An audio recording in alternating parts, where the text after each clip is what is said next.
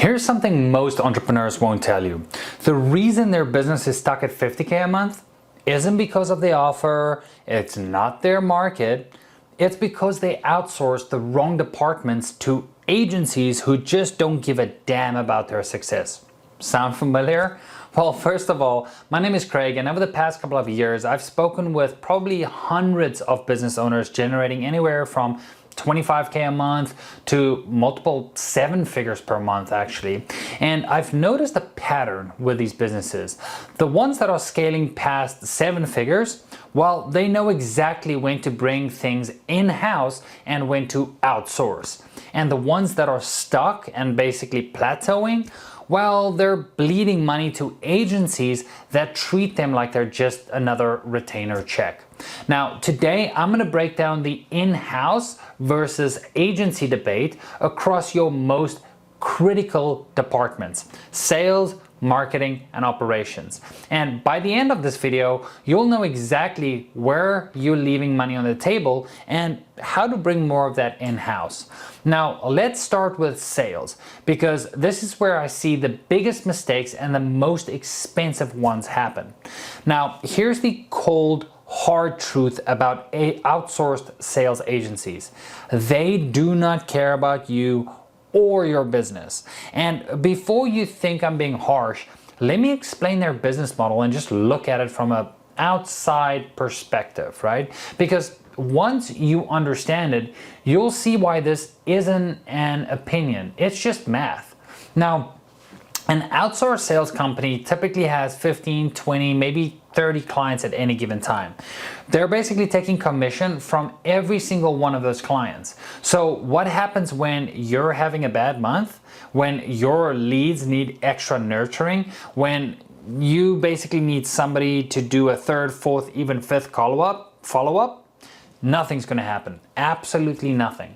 Because the same sales rep is juggling deals for 5 other clients, and frankly, if you're not closing this month, they'll just focus on the clients who are basically providing good leads, providing good calls, and have their sales organization set up correctly, right? Why? Because they'll basically just replace you with another client within a week, right? You're a line item on a spreadsheet, not a business that they're actually fully invested in, right? Now, let me paint a picture from actual conversions or actual conversations that I've had with business owners. Basically, you're paying an outsourced agency anywhere from, 20 all the way up to 50% of top line commissions per deal. Now, let's say you're doing basically 100K a month in revenue and you're giving them, let's just say 30% commissions. That's 30 grand a month, $360,000 a year in commissions, right? But here's what you're not getting for that 360K. No follow-up system that actually cares about your pipeline, very important. No tracking, basically no tracking why the deals are falling through. No optimized sales process, and no loyalty to your brand and your mission. They're just showing up, taking appointments, and collecting checks. That's it. They're just order takers, right? Those outsourced sales, basically companies, they don't care about your top line revenue. Their model is to go out there, get as many clients as they can, take an upfront fee, take a huge commission check, right, to businesses that don't know any better, that they can actually build in-house teams pretty effectively. And if you don't perform, they're out, right? Or they're moving their energy to, businesses that are providing them with really high quality leads. That is their motto. That is what they do. They're basically going after businesses that have everything together, right? They're providing them with the best leads. They have the highest chances of closing. They're going to focus on those businesses, right? Now, let's compare that to an in-house salesperson. Yes, they might cost you, 60 to 80K, right? Again, this might be in base salary, maybe not, right? But ultimately, here's what changes. The in-house employee, they're your employee. Their livelihood depends on your business succeeding. And when you have a slow week, they're thinking about it at night. They're brainstorming ways to close deals that's been sitting in their pipeline, right? And they're doing those 6 or even 7 follow-up and touch points because they're not distracted by 29 freaking other clients, right? Now, remember, In-house is actually going to be cheaper than outsourcing. Why? Because in-house, if your organization is in a point or at a point where you can hire commission-only closers, you can build an in-house team commission-only and it doesn't cost you a cent, right? Now, second of all, what are some of the advantages of hiring in-house? Well, second, you own the relationship and the knowledge, right? When your in-house rep basically closes 50 deals, they've learned 50 lessons about your specific offer, your specific objections, and your specific ICP or client. That's knowledge that stays within your organization. Now, third, and this one is so important and huge, you can structure it as pure commission if needed, like I mentioned, especially at the beginning. You can find hungry, talented salespeople who will work on commission only because they believe in what you're selling and they want equity in your success, right? And equity is just a soft term for commission as well, right? So why doesn't everybody build in-house sales teams? Well, simply put, it's hard, right? Finding the right salespeople is extremely hard. On top of that, you have to vet them, you have to train them, you have to manage them. And most founders look at this and think, well, I simply don't have time for this, right? So they write a check to an agency and just hope and pray for the best, right? And that's exactly why we built Sales Match. We give you the benefit of having somebody else handle the recruiting, the vetting, and the initial training, but you get an in-house team member, right? Somebody on your commission basically payroll, right? Or somebody under your control, somebody that actually gives a shit about your business. Now, here's the bottom line on sales, right? If you're doing, 30K plus a month and you're still using an outsourced sales team, you're leaving hundreds of thousands of dollars potentially on the table here, period, right?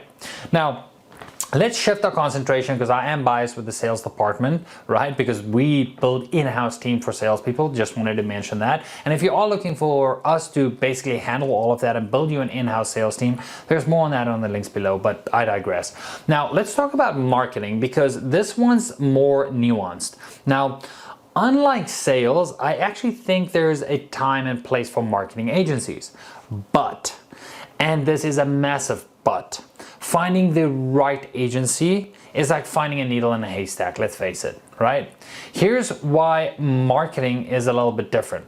A talented in-house marketing person is gonna cost you anywhere from 80 to 150K per year. And unless you're already doing 50K plus months, consistently, that's a massive fixed cost and that's hard to justify. Now, a marketing agency, on the other hand, might run you 2,500 to 5K a month. Now, why is it so much cheaper? Because again, you're splitting the costs, right? That agency has 10, 20, maybe even 50 clients, and you're all sharing the overhead of that team, the tools, and their expenses. Now, in the early stages, let's just say if you're doing 10 to 50K a month, a good agency can make sense because you cannot afford a six-figure marketing hire yet, right? You need multiple skill sets such as, copywriting, media buying, building creatives, and that one person cannot provide all of that at once, right? Now, again, you can test channels and strategies without massive fixed costs with an agency. But here's where the same problem from sales reps creeps in. Incentive misalignment. You're paying an agency, let's call it 3K a month, but if their campaigns generate $1 million in revenue for you, they still get 3K. There's no upside for them to really dial in your campaign and push that $1 million a month to maybe $10 million a month, for an example, right? There's no pain if you have a bad month to them. And just like sales agencies, if you leave, they'll just replace you. You're not their only client. You're not even the most important client unless you're paying them 20K plus a month. And once you scale to 100K plus months, this is where you seriously need to consider bringing marketing in-house. Why? Well, if you bring things in-house, a person is thinking about your brand 24/7. They're learning your customers and the way they think better than anybody else. And they're building systems and processes that will stay within your business. And they actually are invested in your success and the results, right? Not just a retainer.